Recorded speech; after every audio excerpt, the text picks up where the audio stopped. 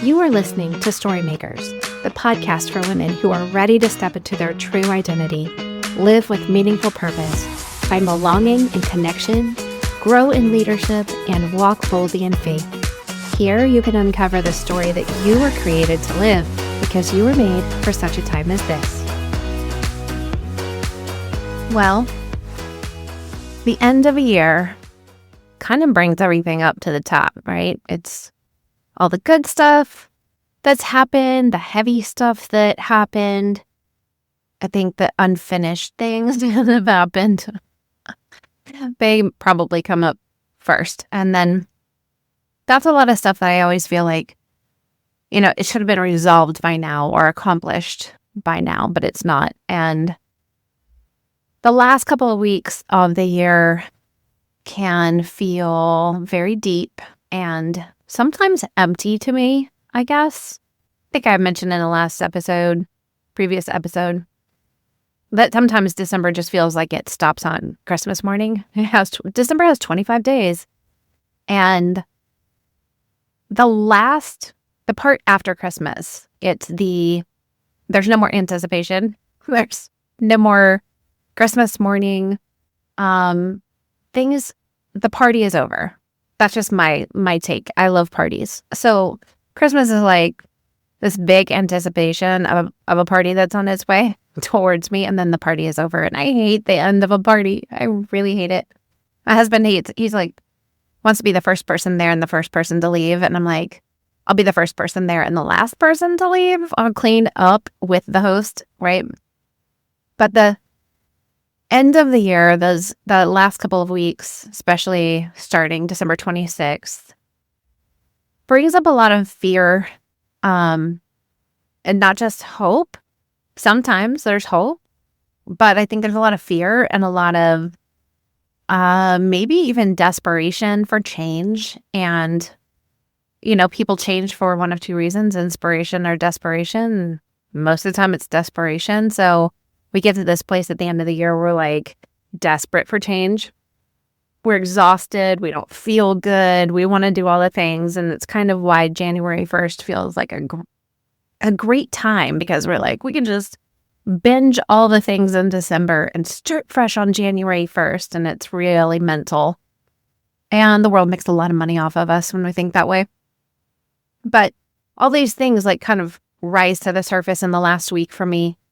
And I don't know, it's kind of like, have I grown this year, healed the way that I wanted to, made enough changes, transformed personally, professionally? Have I reached the goals? Have I learned what I wanted to learn, what God wanted me to learn? What's going on with my faith and my walk with the Lord? Is anything like a relationship frayed around the edges a little bit? Maybe a little char from a fire even? I don't know. There's, I don't know, like a lot of pressure in an ending. And most of the transformation that happens within us, that God does within us, is just happening inside of real life. Not like the Instagrammable life, not the planned perfect life, not the idealistic, expectation heavy life, but the actual life you're in, where you lose patience and you carried too much on your shoulders and you didn't surrender. All of the things. Real life, friends. We're just living our real life, and we just turn around. Keep getting honest with God. I encourage you to take whatever you feel in the end of the year is not enough, too much, upside down, wrong. Just tell him. Be honest. I'm very just honest conversation, like I am on the podcast. This is how I am with my clients, and it's how I am with my friends. It's how I am with my kids. This is how I am with Jesus. I'm just like, yeah, I wake up every morning with the goal of making myself laugh. Like, I can sit here all day long talking to nobody in particular. Like, I'm talking to you on my podcast, right? But there's nobody in this room with me. I'm alone, and you're out there. You're somewhere around the world. And I literally love just laughing at myself. And I don't know if you're laughing at me. Nobody's ever actually, I have had clients. I haven't had like podcast reviews where people say, boy, Laura laughs at herself too much and it's annoying, or Laura laughs at herself a lot and I love that. Like I've never had that, but I do have clients that point it out. And they're my clients because they like working with me. They like listening to me show up the way that I am on my podcast. And so they tend to be okay with it. If it's annoying to you, I apologize, but I'm not going to be able to stop it. And you're just lucky that I don't tell you the jokes that I come up with. You are so blessed. My husband will tell you. Okay. Back to what we're talking about. What were we talking about? We're talking about the weight of the end of the year and the expectations. And I'm just going to tell you, this is a moment where you get to look back at the year, look back at your life, look back at your heart, look back at the movement, and ask God to highlight to you what has shifted. Has your heart softened somewhere in an area or for a person or something where it's different than a year ago today? Do you have boundaries that you set up for the first time or held boundaries for the first time this year that you never did before? Did you let go of lies at any point in this past year and trade them in for the truth? Do you know more about who God created you to be and what He created you to do and where you fit, where you belong in the world? Can you think of a conversation you had this year that created a shift that a year ago you didn't have, right? The work God is doing in you is slow and steady and silent, but that doesn't mean it's not there. And it's okay to admit that some of this year had parts that didn't feel good. I had a lot of parts this year. Man, I thought last year was a thing. I really thought, like, I can't wait for 2025. And this year I'm like, I can't wait to see what God does in 2026. Wow, let's get this over with and behind us. There's still things that I'm waiting for. And I'm like, okay, is this here? The other thing is, like, I don't see that the end of the American calendar year, or like, listen, the Hebrew calendar is different. So it's not the American calendar. It's like everybody else's calendar versus like the Hebrew calendar. Very different. Really interesting thing to study, but I will not digress into that. Maybe one day we'll have Coach Patty on and she could tell us all about it. But the reality is that December 31st does not indicate anything is over, any season is completely done. It just means the end of a calendar year. It's kind of like saying February 14th is determined to be Valentine's Day in America by, I don't know who did that. Hallmark? I can't imagine it was the government. Who put that there? Why is it February 14th? I don't know. But it's just something that the world has given us as a directive, right? We don't have to take our direction from there. I don't really think like all of the seasons should be done.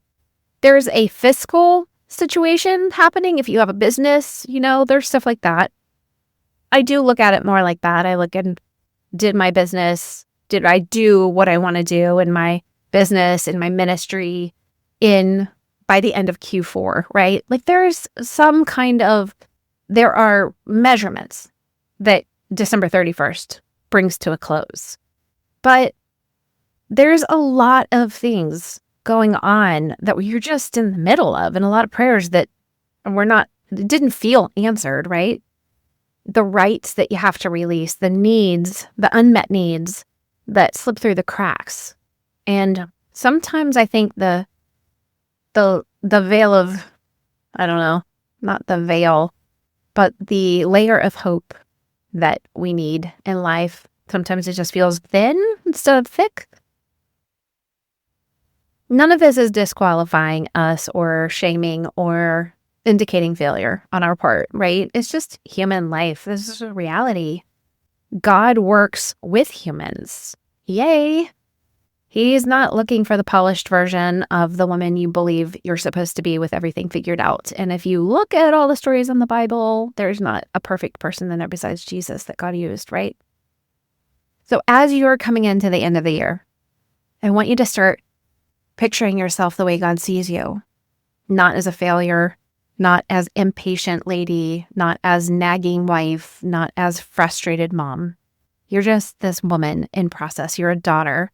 You're being shaped and strengthened. You are in this process of becoming, and God is really proud of you. I'm proud of you. You're right in the middle of it. There's messiness. There's momentum. There's a finish line. We're running this race, right? But we want to cross the finish line like with our whole selves, with the part of us that God has been working in, the all of us. And we're going to end the year together in a prayer. So I just want to invite you, reflect and celebrate. Yes.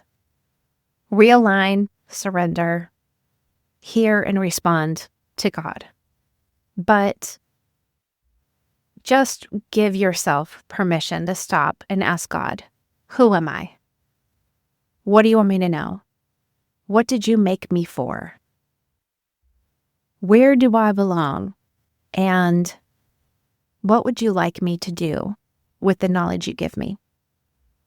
So God, right now I thank you for the woman who's listening right now, for the year she's walked through, the places that she showed up, even when it's so hard. Thank you for the moments where she carried more than she expected to have to, for all the parts of her story that shaped her and stretched her out and revealed all the things that she didn't know were inside of her that you made her for. And as she steps into this new year, I ask that your light will meet her in the places that feel dim, that your light will shine through the places she positions herself. I ask that you give her clarity where she feels uncertain, or give her peace where she feels stretched too thin. Give her strength when she feels just worn out, or resentment, or bitterness. Let hope rise up in the places where she has stopped having expectancy that things will be good, and let the rest of the Lord settle into all the places where she has just felt anxiety and tension and pain for too long. I pray that joy would return to her in ways that surprise and shock her. So cover the coming year of her life, the coming season, with favor, direction, the right people, the right doors to be open, and let her see the work that you're doing in her with new eyes. Help her to feel supported and held and steadied, encouraged.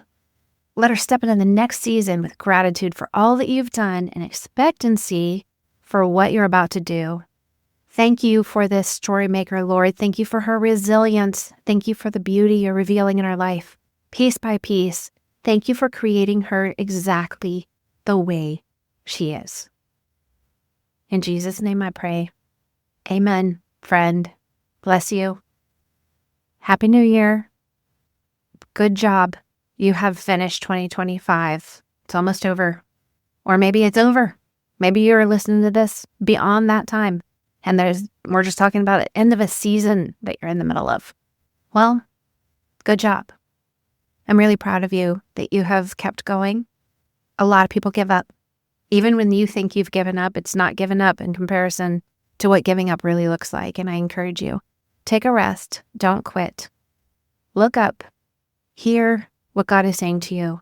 Respond to him. And know that you are a beloved daughter of the Most High King. You were created to look like your Father, and you are a powerful story maker. Talk to you next time. Thank you for listening. Please subscribe to the show so you don't miss any new episodes. And to learn more about me, my work, and how we can connect, Visit sterlingandstonementoring.com or check the show notes. And until next time, remember, all things are possible and figure outable.